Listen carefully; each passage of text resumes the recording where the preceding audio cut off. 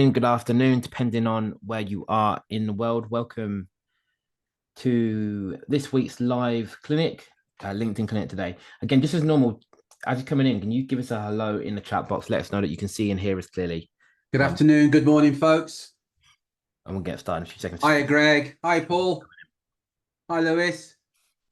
Haley, hi. Hi, Carl. Long time no see, buddy. Good to see you. Awesome. Again, if you're just coming in, just give us a hello in the chat box. Let us know that you can see and hear us okay. We can get started in just a few seconds. Still a few people sort of coming in and setting up their audio. I can see. Yeah. Hello, hello. Hi, Ola. Hi, Sina. Hi, Carl. Hi, James. Hi, Tara. Hi, buddy. How are you, Carl? Yeah, very well. And yourself? Yeah, excellent. Thank you, old boy. Good stuff. Awesome. Perfect. Well, look, this. Yeah, I feel your pain, Carl. I feel your pain, buddy. They've started running.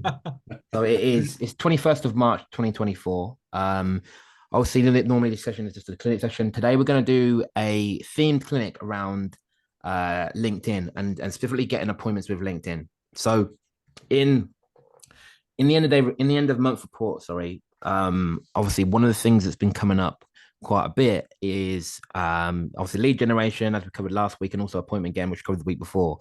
But I want to do a training specifically on around how to get appointments with LinkedIn, because I think for everyone here, for most of you here at least, or anyone who's got an audience on LinkedIn, so if if your potential clients use LinkedIn, even to some degree, even don't use it like heavily, you can. It's a perfect platform to generate not only appointments but also leads as well. So leads, when I say leads, I mean people that you can add to your 10 before 10 list or your outbound dining list, but also you can book appointments directly off LinkedIn as well. And I think just in some of the one-on-ones that me and Terry have been having, where people are coming asking about LinkedIn, there's a few sort of simple tweaks, simple mistakes that I'd say are being missed or maybe made by the majority of you. So I just want to address them in this call today. We have got obviously a training to go through, so sort of run through some of the fundamental stuff. But what I do want from you all as well, if you're on this call right now and you've got a LinkedIn account, but you're not generating the appointments you want, right? So you're not getting enough client inquiries via LinkedIn. Have questions ready, right? So it could be, again, it could be like you're not getting enough leads. It could be you're not getting appointments, but have questions ready, and we're here to address your questions and give you customized advice based on what your specific issue is. Guys, want to check in first of all? Does that make sense? Give me a yes or no in the chat box. And Terry, anything you want to add to that? Yeah, what we know is for most recruiters and search firm owners, if you can just get the appointment with hiring managers, you're in with a shout. And the biggest challenge that most recruiters and search firm owners are having is that they're not getting the meetings with new prospects. And let's be honest about it, the new prospects are the lifeblood of your business. Sales and marketing is the lifeblood of your business. What we also know is by using LinkedIn, you can get appointments. So we've got people here that will get 1 to 2 appointments a day every day. But for the guys that are new here, what would that mean to you if you're only getting 1 appointment a day, so 20 appointments a week with new hiring managers in the market for what you do? Excuse me. And of course, I know there's some people that don't enjoy picking up the phone, so there's no cold calling here, but you can get a meetings. And most of you here, we started our relationship with you through LinkedIn. So if you want meetings with hiring managers who are actually in the market for what you do, this is exactly right for you. I see we've got a few. Mike, can you just give me a shout if you're here, Mike? I'm not sure if you're here. Mike Merrick? I don't think he is, no. No, you're not. Okay, no worries. Sorry. I'm here for him, Terry. Sorry? I'm here for Mark.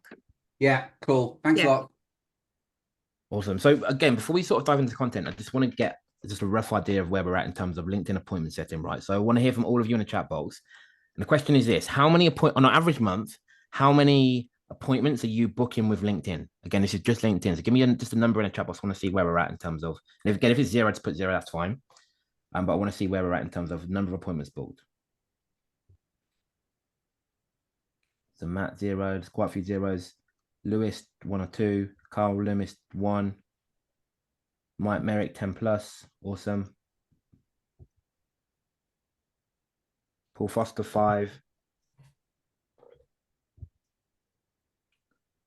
Michelle 5 4 to 6, awesome. So probably an average is probably 0, but again, highest being John, 8.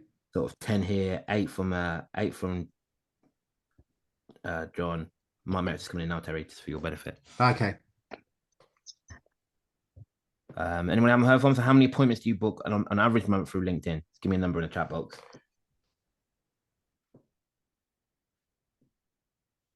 Sorry, Terry, did you want to go to Mike before we move on? No, it's okay. Questions be answered, yeah. Limits 2 to 5. And, John's on 8, yeah. Excellent. Perfect. So I think everyone in this call everyone, even like Mike's at the high end with 10 plus. I think everyone in this call can increase the number of appointments generated by LinkedIn. So I think you'll definitely find this session useful. But as a sort of baseline, right? Here are five key things you need to track, right? So I'm having one-on-one calls with a lot of you, and a lot of you aren't tracking these metrics, right? So I want you to write these down. And going forward, I'm going to get Linda to put a tracking sheet in the members area as well, so you've got an Excel sheet to do this on. But here are 5 things that you need to be constantly tracking on your LinkedIn on a daily basis that will help you. If you track these numbers, I promise you'll get more appointments. So number 1 is a conversation started. So these are, when I say conversation started, these are, effectively how many unique contacts did you start a conversation with today or every other day, right? So how many unique conversations did you start today? Second key metric is how many of those unique contacts replied, right? So how many replies did I get each day? So if I sent 100 messages and half of those people replied, then I got 50 replies, right? So how many unique contacts replied each day? Again, you don't want to be tracking that on a daily basis.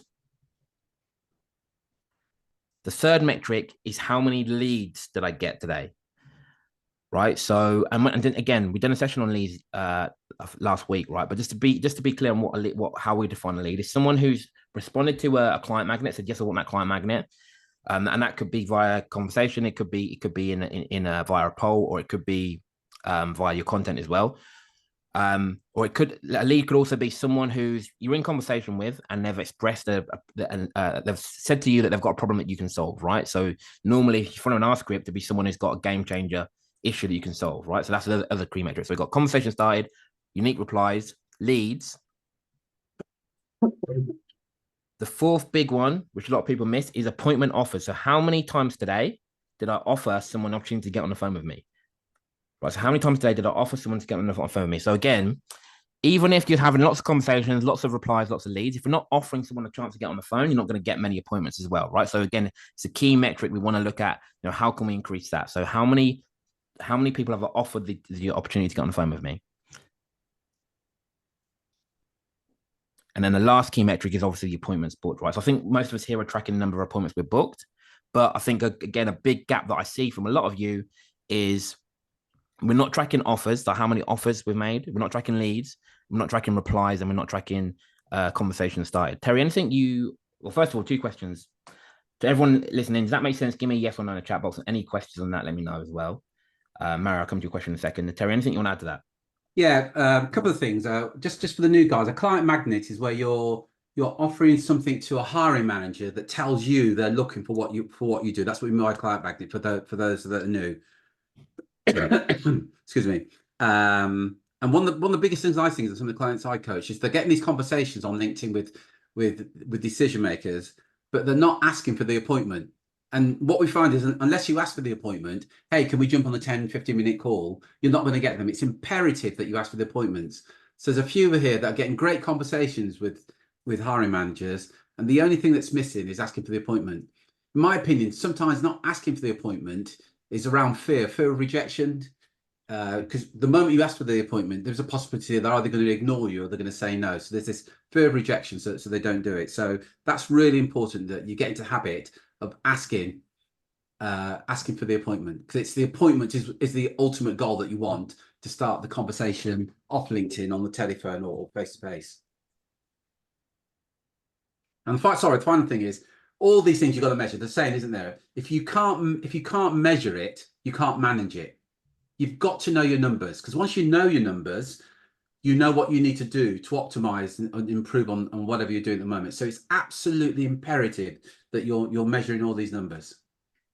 Back to you, Drew. Awesome, thanks, Terry. Mario, I saw you posted a question in the chat box. You'd like to unmute and just ask that as well. And again, especially those you're getting 0 appointments right now.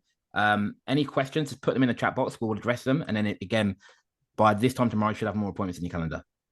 So Lewis saw yours as well. But anyone else, put your question in the chat box. Yeah, sorry, Mario. What can you mind unmuting for that question? Brilliant question, mate. I've been following, and I've started the classroom stuff, and obviously the stage 3 is to be able to respond to people that have responded to you positively, from the 100 LinkedIn messages and the emails that I'm sending out, and I've been doing that religiously every single day. I've got 25,000 connections, so 100 emails to prospective clients every day is not hard for me. So that's been going out. I've been sending out emails from our CRM system, and I've not picked up not even one single lead. When you say lead, it's concerning. I've got to be honest with you. It's been a little bit demoralizing. But when you say lead, do you mean reply, or are people replying? I'm getting replies, but the replies are mostly I've had about altogether so far from I sent about 500 emails. I've got a 2 or 3 not looking at the moment. Maybe you can check back with me in a few months, because we just know nobody's hiring. We're not hiring at the moment, and the rest are just not interested, or you're speaking to the wrong person, or just no responses at all. I mean, I'm getting about a 7 or 8% response out of the 100, maybe each time I'm sending up like maybe 10 responses at a time, but it's not been particularly positive. Okay. Using our CRM system, I've got a list of clients that I've collected over the last 10 years, and I'm going back and I'm sending about 30 or 40 emails a day, very simple emails. Hi, as what you told us to write. Are you looking for? Do you have any open vacancies? Mario, are you sending emails or LinkedIn messages? Both, mate. So again, sorry to cut in. So again, this is for everybody as well, right? So again, just to go back to the key metrics to measure, right? It's conversation started, unique replies, leads, appointment offers, and then appointments, right? Again, just from what Mario's saying as well, and this is a mistake I see quite a lot. The first goal of a LinkedIn outreach is to get a reply. That's the only goal, right? That means that we're not trying to win business. We're not trying to generate leads. We're just trying to get the prospect to reply so we can get them in conversation. It's a bit like, again, I like to think of LinkedIn like a networking event, obviously like an online networking event, where obviously, your marketer there. We're not going to go and try and pitch straight away. The first goal is to initiate the conversation. Right? That's literally half the battle. But sorry to interrupt. The classroom said to send them. Do you have any live vacancies at the moment? That it didn't say that. Didn't say that, Mario. If it did say that, that was to past clients, where there's already been dialogue there because they're past clients. To cold prospects, it doesn't say that. So I've misunderstood then, have I?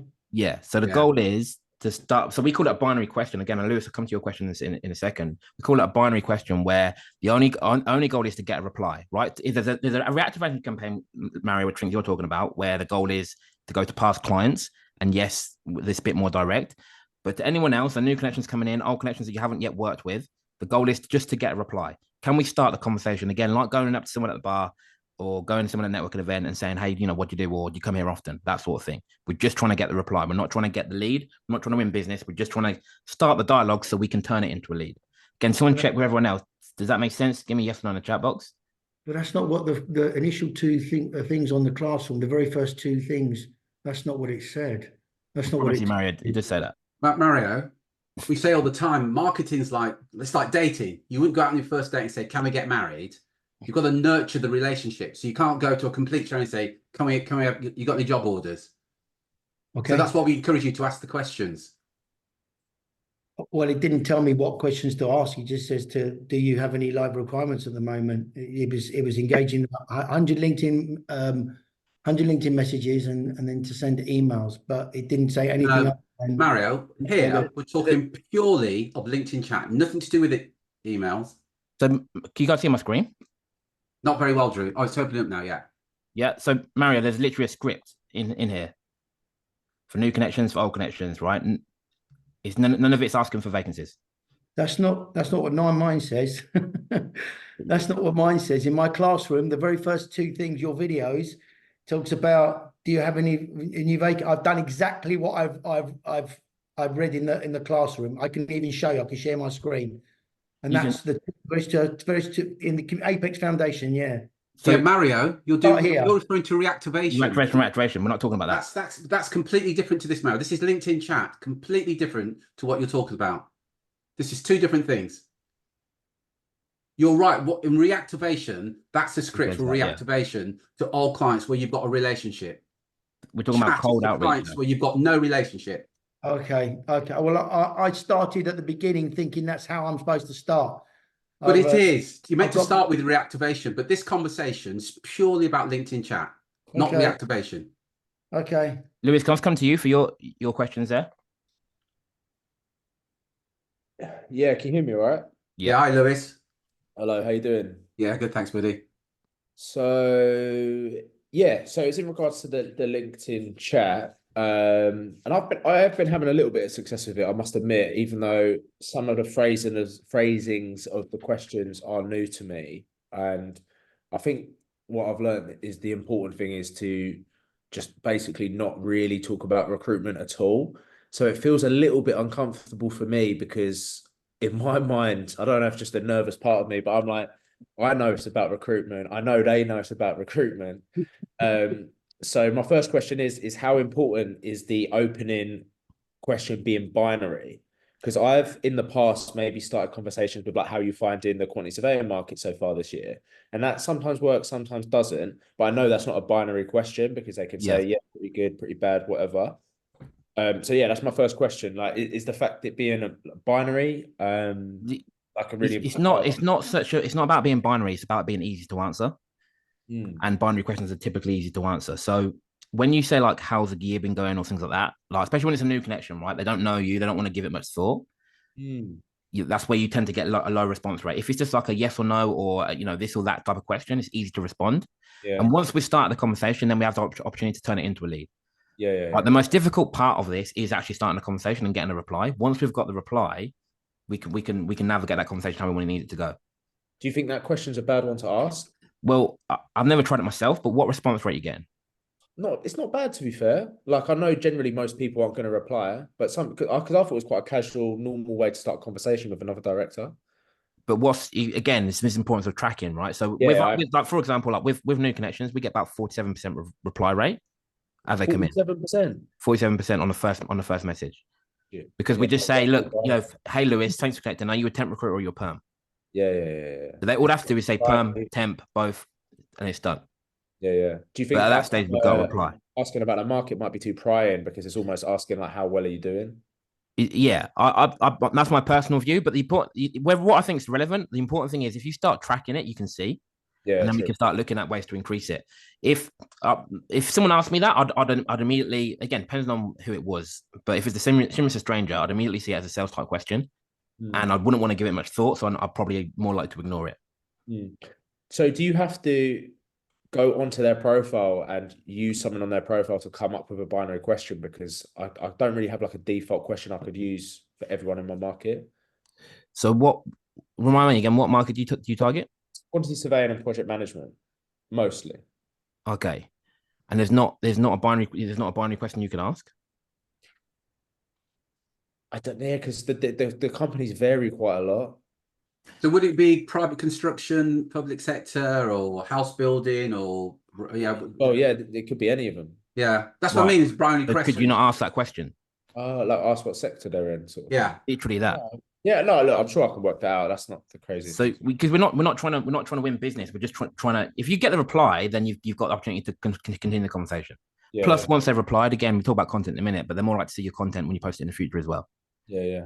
Oh look, I know it works. I just wondered if that question I was using could be improved, and I think it can. How many meetings do you get at the moment? Then for triage calls, maybe like 1 or 2 per, maybe a bit more than that. Is that a week? A day? I'd say maybe 1 or 2 a fortnight at the moment. Yeah. Okay. So there's loads of room for improvement there. Yeah. Excellent. Yeah. Loads. Yeah. I've just sent you a private message, Lewis. I think you'll get this. Okay. Oh, sorry. I don't know how to see my private messages. If you go to chat. Yeah. Yeah. Mike, Mike, can I come to you? Because you're getting the highest amount. Mike Merrick. I think there are so many different things going on here. I think, yes, you've got to send out your LinkedIn messages. If you're not putting out content, people aren't going to know who you are. If you're putting out content on a regular and frequent basis, and you've got your newsletter going out, it's going to increase significantly the amount of responses that you're getting. One of the things that we're going through at the moment is we're going, and it's an arduous freaking task, is we're going through all of our newsletter subscribers and we're sending out messages to people who are potential hiring managers from there. The response we're getting to that is phenomenal. What's your subscription list on the newsletter? Well, yeah, that's what I mean. It's an arduous task. We've got over 21,000 subscribers. Wow, yeah. And that's your target market. Yeah, I see. Yeah. I mean, and not all of them are in our target market, but a lot of them are. But I think it's, what is your profile in the market? And a good way to get to, if you want questions to ask in your messaging sequence, run a poll, run some polls. We ran one last week, just as an example.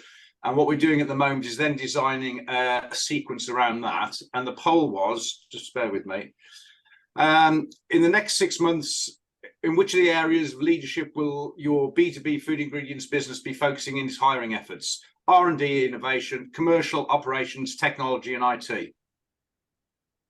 Well, from that, I can say, hi, Lewis, we ran a recent poll highlighting these areas. I'd be interested in which one would be most relevant to you. So I think it's not just, if all you're doing is LinkedIn messages, you're not going to get such a good response. If you're doing LinkedIn messages, your newsletter, your content, you're running polls, you're putting stuff, you've got to be out there in your market so people know who you are. Yep. Yeah. Yeah. Excellent. Thanks for that, Mike. And John, can I just come to you? Because you're getting, what, I think 8+ meetings a month. What you're using?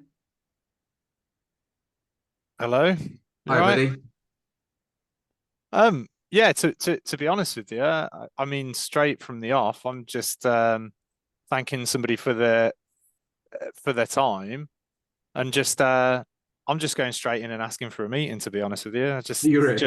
I'm just saying, yeah, thanks for the connection.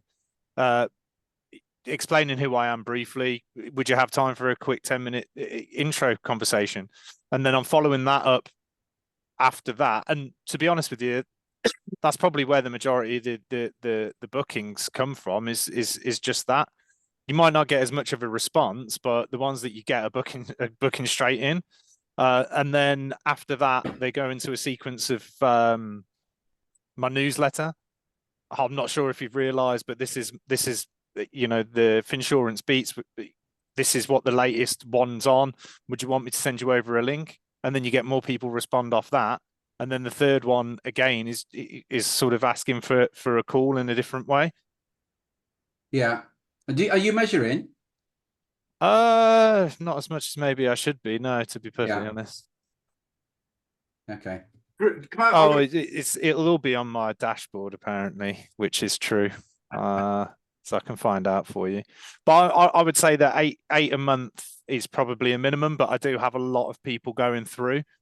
A hell of a lot of. I mean, there's so that they're not all off the initial sort of messaging. I've got people that are like 14, 15 messages deep, and then they're coming back. I think it's a lot of the time is is the right time for conversation. But unless you're consistently sending the messages, you won't catch those people. So it's just making sure that nobody comes out of that messaging sequence. Yeah. Excellent. Thank you. Thanks a lot. Back to you, Drew. Sorry, can we go to James Brown for your question? Well, James. Hi, sorry about that. Hi, buddy. Hey, you all right? Yeah, so a couple of our team members have we've used it before enrolling in the program, but not really for the BD capacity, but more for candidate generation. But we've been using Dripify a little bit for the sequenced emails, and obviously some automated emails going out, copying and pasting the links of ideal profiles into Dripify to obviously set a sequence of events going using the obviously connection request followed by emails, likes, and so on. And I had a brief conversation with Terry about it. But what, Drew, I was interested in finding out what your thoughts were on doing that. I think it could be a little bit impersonal. And the example I used with Terry is if, for example, you've got, you can put high first name, for example, or high full name. And it could be like, I don't know, John Smith, BSc Honours, MIT, or whatever, at the end of it. So so that can make you look a little bit silly sometimes. But obviously you can deliberately avoid people with letters after the name and so on and so forth, or double-barreled names or whatever. But what are your thoughts in general of using something such as Dripify for this type of LinkedIn?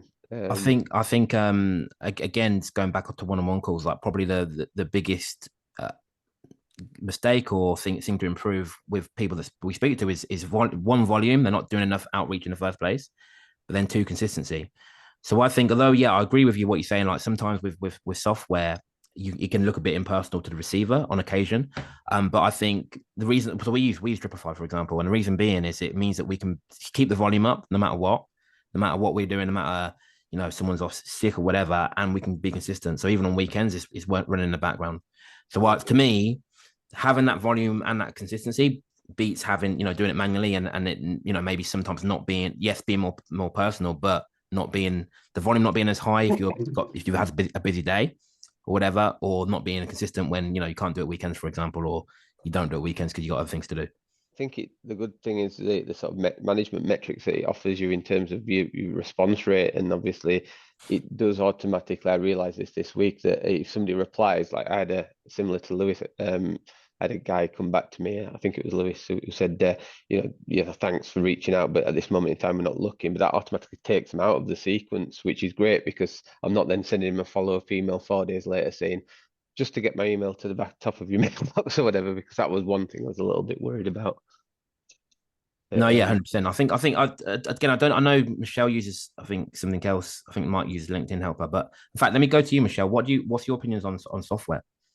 Yeah, we use Octopus, which is very similar to Dripify, but Dripify is more advanced than Octopus, but it's the same company. But just on that point, with that James that you made, I mean, ultimately, when it says once they've responded, take them out, I'd just be careful of that and make sure that you're sweeping those contacts up, because I don't have, if they've responded, to remove them, but they go, I think you can put them into different, so if they respond, go here, and if they don't respond, go here, so you can map the route, because just because they say no today doesn't mean it's a no completely. So then I would either manually remove them, because I know in the past we've lost a lot in our sequencing because we had that tick. If they've responded, they go, and that's it. Then I've come on to people and they've not had a message off me for 2 years, and you can't have that happening, really.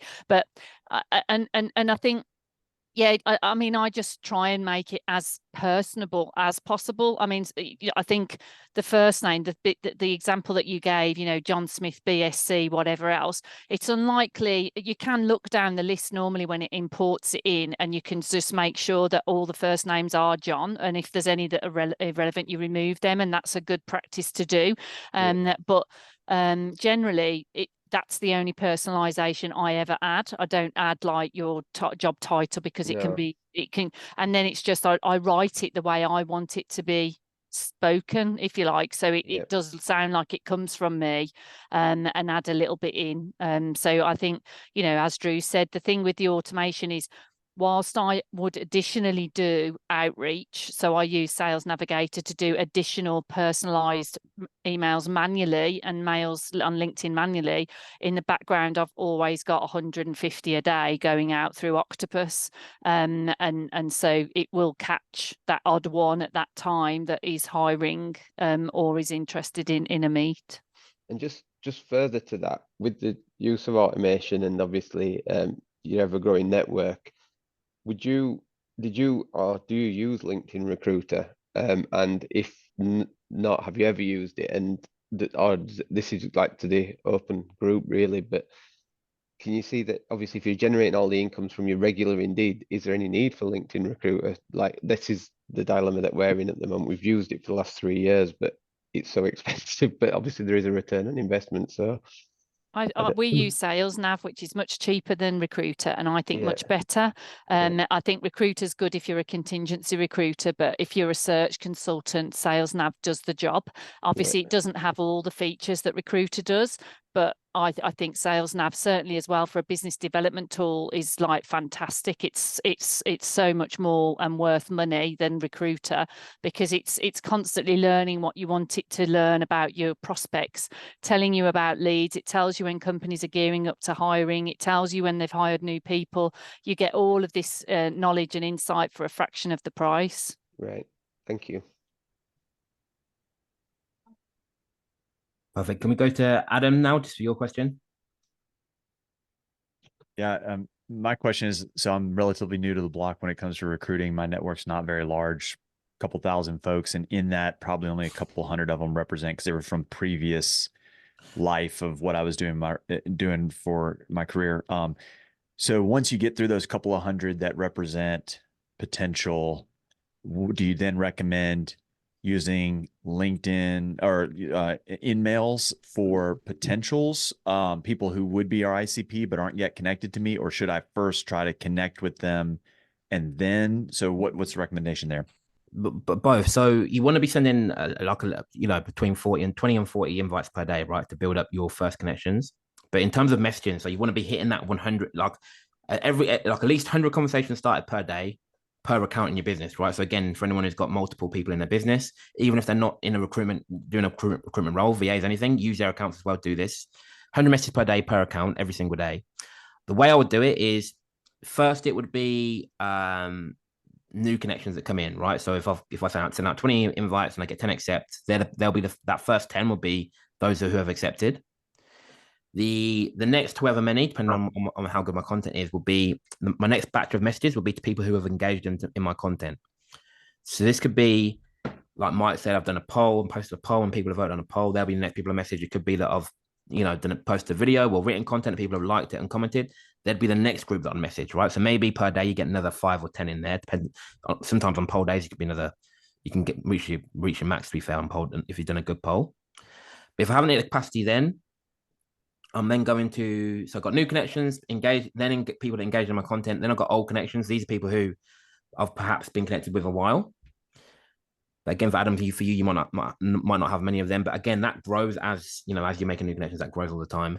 But then lastly, if I'm still short, I'm going to go to group members, right? So what you and everyone in this group needs to be doing is join groups that are aimed at your target audience, because then I can go for those groups and message those people freely.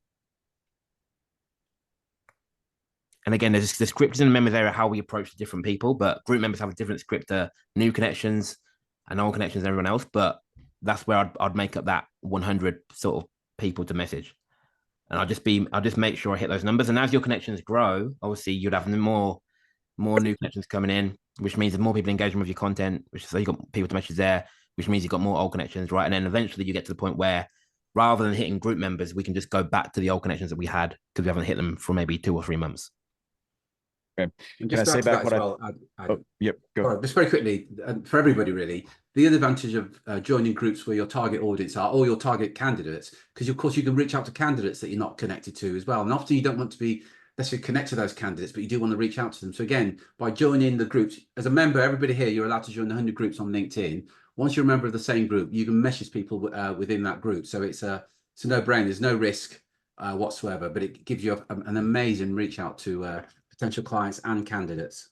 And also on groups, you can filter on sales nav within groups, and then you can filter on either seniority level, industry, job title, and then second degree connections.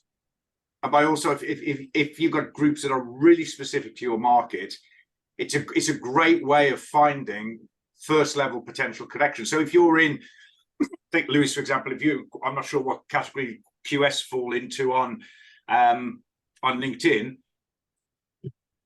but there'll be a category, and then you can then filter on job. If there's a group for QSs, you can filter on that group, and then you can filter on job title, second level connections within that group. and that's a good way of building out your lists for first level connections. Excellent. Thanks, Mike. So if I could, let me say back what I heard you say, Drew, just make sure I didn't miss anything. So the first thing is you're reaching out to 20 to 40 people a day for new connections. And any of those that accept, that's one group to engage.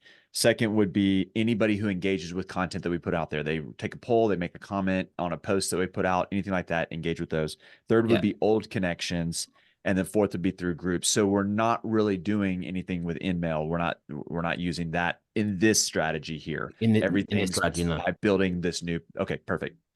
No, 100%. Because you want to get, ideally you want people in your universe, right? You want them to be new connections, but it shouldn't take that long to get to the point where we have enough old connections that we don't need to use group members. But if you're just starting out, then the group members would be the way that I'd go. Okay. Just on that as well, in a couple of weeks, I'll give you that date, probably tomorrow, but we're going to do a session on creating content as well, which will help obviously get more people engaged with your content, so you can measure those as well. So again, I'll post that in the members area. Is there anything you want to add to that?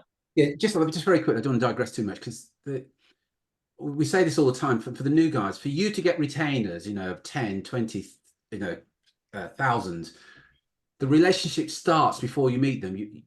You've got to have that relationship before you get the meeting with them, so that the content, the reaching out to them, that's all part of the relationship building before you meet them. So, if you go and meet a hiring manager and you want a 15,000 retainer, it's a big ask for their point of view, paying a complete stranger 15,000. So that's why all this work you're doing now is to get you. So when you get to that situation, there's less pushback. You've got the authority and the credibility from the work you've done previously, such as the chat and the content on the different platforms. Back to you, Drew. Perfect. Again, any questions, just post them in the chat box, and then we'll get to them. So Lewis, just saw your question. Do you mind just saying that out loud just for the recording? Me, yeah? Yeah. Sorry. Yeah, so to be honest, I had one before, not about the automation side of things, but so I've had some success with sort of working my way through the LinkedIn chat script. And then at the point where I'm asking something to basically flip the conversation into booking a triage call. Yeah. And I believe, correct me if I'm wrong, I believe the tune of what we were meant to say is I can potentially lend some insight into whatever thing they've discussed as like a game changer in their team. Yeah. That part, I don't know if I'm missing something. That part to me sometimes feels like, not that I'm lying, but say, for example, I can't lend insight into it. I might be able to lend insight into recruitment-based stuff, but a lot of the time they're not saying something to do with recruitment. So, let me just check, right? So with your game changers, right, they're challenges that not that you can solve personally, but that your candidates can solve, right? So if they, is that right? Yeah. So if you're saying you provide some insight, part of that solution might be to hire somebody. That is the insight you can provide. Right. Does that change the way you feel about it at all? Yeah, for sure. I just think I didn't want to get caught out trying to just be something I'm not, or give them advice on something that I don't actually know about as well as them. No, we're giving them insight on how to solve the problem. Okay. And that's not that the way they would solve it is to bring someone in with a proven track record of solving that problem. Yeah, all right, I hear you. That's the way I'd view it. Yeah. Does that make sense? But again, that brings us back to the next point. I think sorry, Paul, do you want to unmute to say that point? Paul Foster, that is. Yeah, I had exactly the same kind of mindset as you, Lewis. But yeah, ultimately you're there to kind of guide them on the who's going to be able to help them achieve their goal, not how. And if you can get your head around that, it's like good point. You're skirting around the pain point. You're not the expert in solving the pain point. You're the expert in helping them find someone to fix that pain point. Makes sense? And once that clicked in my head, I was like, right, brilliant, I was on it. Yeah, that makes a lot of sense. Thank you. Can I just give a quick example on this? Because people get caught in this sometimes. So as a recruitment business owner, if I say to you, Lewis, if I could introduce you to somebody that could add 150,000 to your business, is that something that would be of interest to you? Most recruitment businesses go, yeah, I'm interested in that. But I'm not saying that I'm going to add 150. I'm saying if I could introduce, so it's see what I mean about the who, not the how. I'm going to introduce you to a consultant in your case as a recruitment business owner who can add 150. If I still recruit in IT, so if I could introduce to the IT director somebody that could ensure that your IT project is delivered on time and to budget, would that be of interest to you? Yeah, but do you notice what you're doing there? It's you're solving their problem because their projects are behind. The project over budget and behind schedule. That's their problem. Your candidate, or my candidate as an IT recruiter, was going to solve that problem. Because the hiring manager doesn't want the recruiter, they want the solution that your recruitment service provides. And this is for everybody, by the way, not just for you, Lewis, but for everybody. No, I get hiring managers couldn't care less about recruitment. They want their problem solved. Yeah? Yeah, makes sense. It's basically it's like it's a bit of a dance, right? Like you obviously know what you're doing, and you're basically talking about it and getting to a point where they're willing to or want to buy from you, but you never like mention the word that it's recruitment, right? Yeah, it's a bit like that message I sent you, that private message I sent you. Yeah, no, I know exactly what you mean. I know what Yeah. you mean. It's like the unspoken thing, like you both know what it's about, but you need to go about it with a bit of subtlety. And getting them talking about like a problem that you can help to solve. Yeah. Yeah. It's also just to add to that, it's like we're not even trying to get them to buy recruitment at this stage, right? With LinkedIn, there's only really two main goals. One is to get them to express a need or to express a problem that you know that you can solve or that your candidates can solve. And the other one's to book an appointment, right? And so on the sales call, yes, we try and sell recruitment then. At this stage, it's just, how can we get someone to raise their hand and express an interest in what we do? And then when we find those people, let's offer them a chance to get on the phone. And that's all really we're trying to do. We're not trying to sell recruitment or convince them that recruitment solution. It's just, do they have a problem that we can solve or that our candidates can solve? But if you think about it, Lewis, that's what every recruiter does. I'm a recruiter. I've been in business for 10 years. Our mission statement is this. We've got a bunch of candidates, blah, blah. Whatever from the hiring manager's point of view, because that's what they get all the time. But you're saying, what I really care about is the problems that you're encountering and the possibility that we can help solve the problems that you're encountering. Because now it's about them and their problems rather than I'm a recruiter, I've got this great database. Yeah.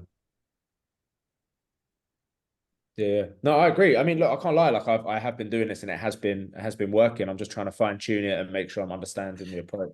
So for you, Lewis, and again, this is for anyone else who's using the script and members area. Like I think probably one of the key areas to improve is you see when you get people, so in this is quite different to like the way I think John was doing it. Mike, I think Dan Smith's doing it this way as well, where they're very direct. Like someone connects and they're just saying, "Look, do you want to get on a call?" Blah blah, which works, and you get appointments from that. But I think the way you're doing it, and I prefer this way, is that you're getting leads as well, right? Because as soon as you say someone has a problem in the area that you can solve, we've got the lead there. So I think you could probably double the number of appointments you're getting right now if you start calling those people as well on the phone. Does that make sense? I'm using script. Hey, Terry, we spoke on LinkedIn yesterday. You said that your biggest game changer was this, and you brought them in that way as well as using chat. So it's a two-pronged approach. Does that make sense?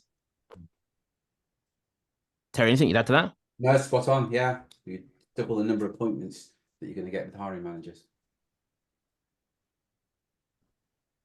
Cool. And again, any questions for anyone else? Or Mike, do you mind unmuting and sharing that with the? Yeah, I know nothing about quantity surveyors.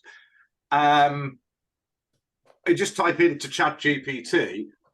What are the main problems hiring a first-class quantity surveyor will solve for a business? And it's cut it short there, but there's a lot more. It's just come up with 10 things.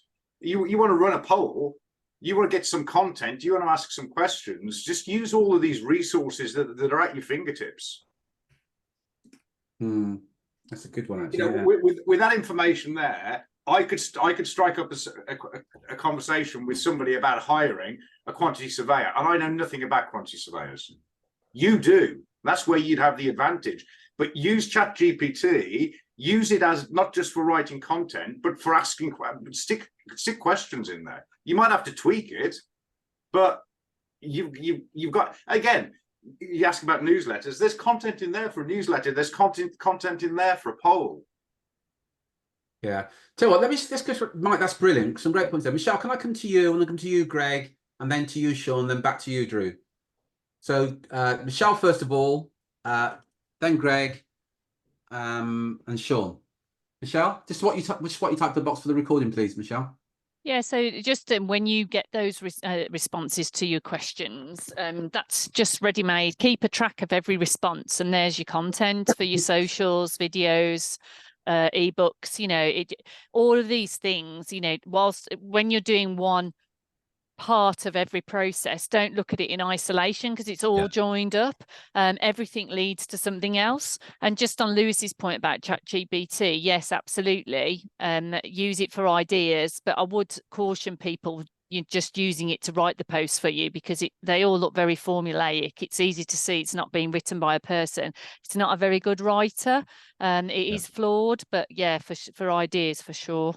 Yeah, good. That's a great point, actually. Yeah, you're right. You can see the mile off, and it's just been copied and pasted from AI. Thanks for that, Michelle. Excuse me, Sean. Yeah, no, I was just. Can you hear me? So I was just responding to Lewis, you know, asking about ChatGPT and how if we use it for newsletters. Absolutely, every single week, every Tuesday. My newsletter comes out, and a part of that, at least the ideation, as Michelle mentioned, is just based off input from ChatGPT. And just I guess another tip would be something that I created a document. It's called the client fireball language, right? Like, what is the language that the clients are using? What am I hearing on all of the audios, all the calls, all the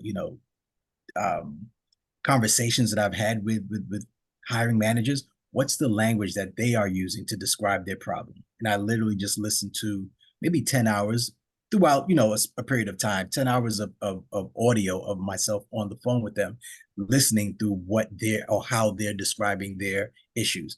And I just have a running list of their wording of how they've described their issue and what they're experiencing. And I just use that content. Sometimes I'll plug it into ChatGPT. Can you come up with a solution for A, B, and C? Or I literally just use the words that they've used into a post.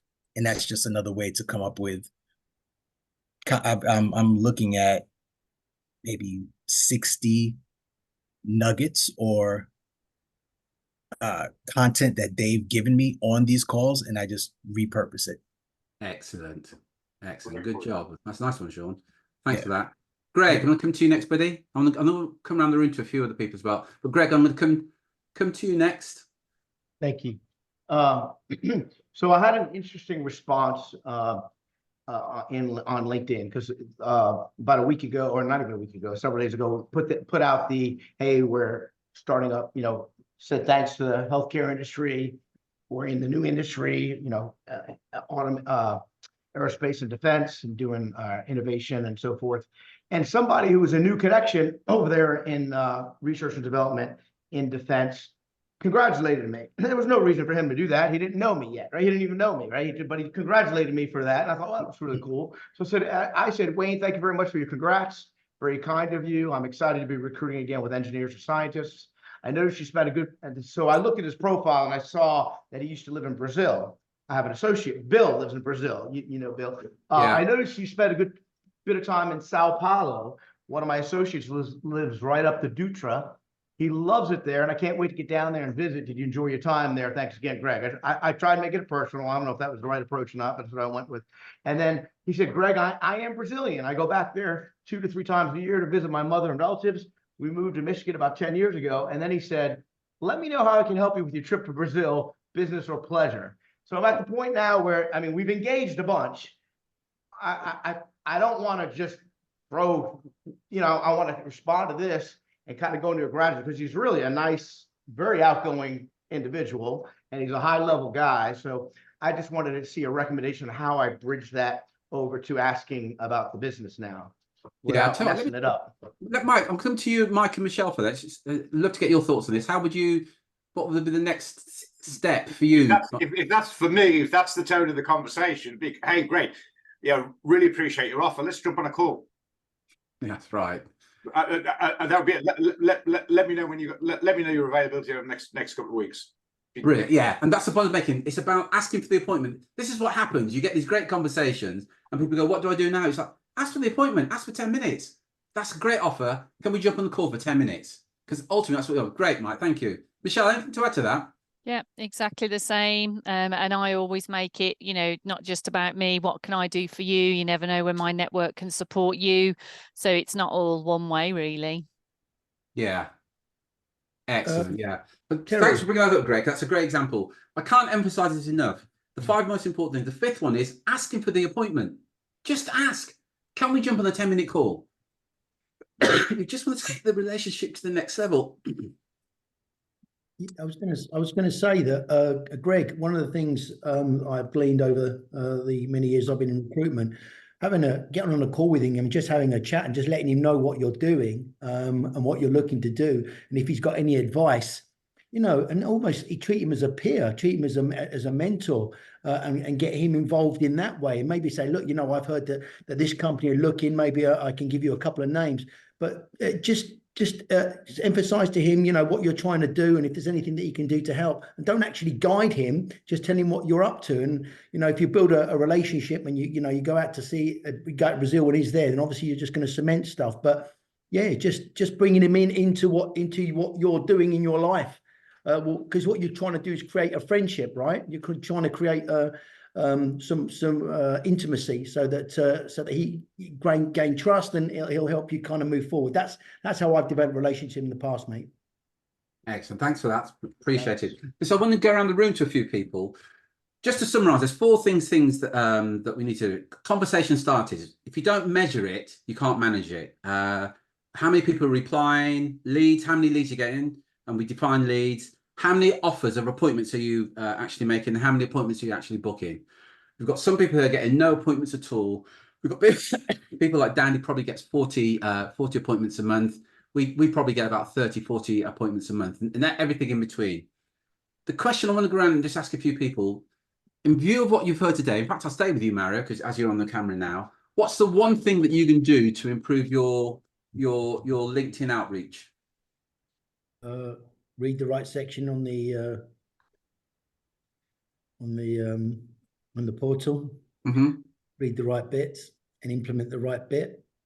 Yeah, and it's a good point there. It does come down to implementation, just doing it. I totally misunderstood. I started right at the beginning, and I assumed that that's what I had to send. Maybe I don't know. No worries, buddy. Clear. No so worries. yeah. Listen, at least you were doing something. At least you were getting messages out there. At least you're doing something. So well done. Yeah. So go back to it and do it again. Greg, let me come to you. I've done that already, Drew. Let me just come to you. No, I haven't, Drew. Sorry, ignore that. Greg, let me come to you. I'm trying to have 2 conversations at one here. What's your biggest takeaway from today that you're going to implement to get more appointments via LinkedIn? Well, I'm scrolling up to my notes here. So while you do, Matt, I'm going to come to you next. Okay. Yeah, go. You go.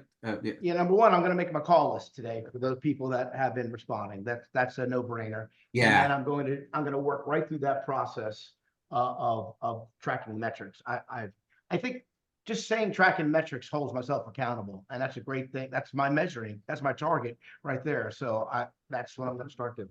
Yeah. Yeah, that's really good. good. It's great. Another great point there.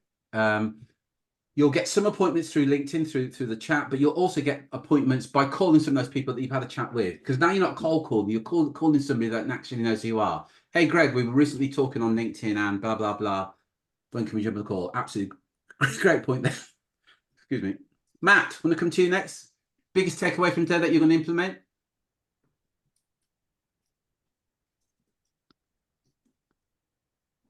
Matt? You're not there anymore. Si, I'm going to come to you next, buddy. Biggest takeaway that you're going to implement? Hello, mate. Yeah, Hi, buddy.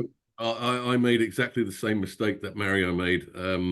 I was sending the wrong messages out on LinkedIn, so I am going to obviously go to the correct stage of that. I think Mario, it's an easily done, and as I say, I made exactly the same mistake. I've been sending exactly the same questions to LinkedIn people that you have. So obviously readjust, brush yourself off, and do it properly. Excellent. Yeah, and again, sorry, jump on a call with us. We can help you with it. If anybody's doing anything and not getting a very good response, jump on the call with us. That's what we're here for, to help you and guide you through this. For anybody that's not getting the response that you want, please jump on the call. Paul, I'm coming to you next, mate. Paul Foster, biggest takeaway. I don't think Paul can hear. Paul's on the phone. Sean, I'm going to come to you next, buddy. Biggest takeaway from today. For me, the biggest takeaway is something that, you know, you kind of mentioned to me many times in the past, right? It's just merging volume and content and putting them together and getting it out there a lot more. Yes, it's a volume thing for me. So yeah, I have to revamp the sort of my sequences, right? I do use Linked Helper, kind of updating that and continuing to add new people from the groups. That's something that I can take away from. Yeah, excellent. Thanks for that. Carl, I'm going to come to you next and then to you, Adam. Biggest takeaway from today? Morning, Carl. Hi. Hi, buddy. How are you doing? Yeah, good. Biggest takeaway is just getting engagement. I think I'm going to try to do some more polls because I have some clients that I have exclusive with and everything, and trying to get more candidates for them. Yeah. Because we're seeing the market really adjusting to the candidates. Yeah. Excellent. Yeah. And again, I'll remind you, if you want candidates, please use the groups. I think there's 3 million groups on there on LinkedIn. You're allowed to join 100. So great way for getting candidates. I'm in very many groups. Yeah, good man. And you guys that have got teams, all your team members should be in different groups. You don't need to all be in the same group. So people like you, James, where you've got a team, get them all in the relevant groups and take advantage of it. Thanks for that, Carl. Adam, I'm gonna finish up with you. Biggest takeaway from today? Yeah, I mean, I'm gonna work through these 4 things that Drew had suggested. So do my 20 to 40 invites a day. I've got a queue of those already ready to go.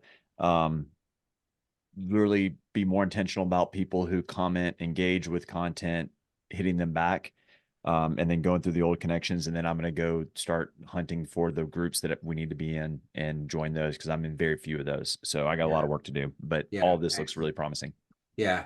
And look, for everybody, all the scripts and everything in the members area, it's all done for you. Literally just copy and paste and get it out there. Whether it's send the messages on groups or direct to your connections, the message to get people to connect with you. It's all in the members area. The templates are there. Literally copy and paste. Thank you very much for joining us today. Again, sorry, Terry, just to be clear, you need to customize it before you copy and paste. Well, yeah. So probably book a call to customize it first, then okay. Then do it. Thank you very much for joining us today. We're back on Monday for Monday Momentum. Of course, back on Tuesday for Q&A. And I said, book a call with us, go to the members area and get all the content, anything that you need. Thank you very much for joining us today. Until next time, folks, take care, take action, be relentless. Cheers, folks. Cheers, Thanks, guys. Drew. Cheers, Mike. Thanks, Michelle.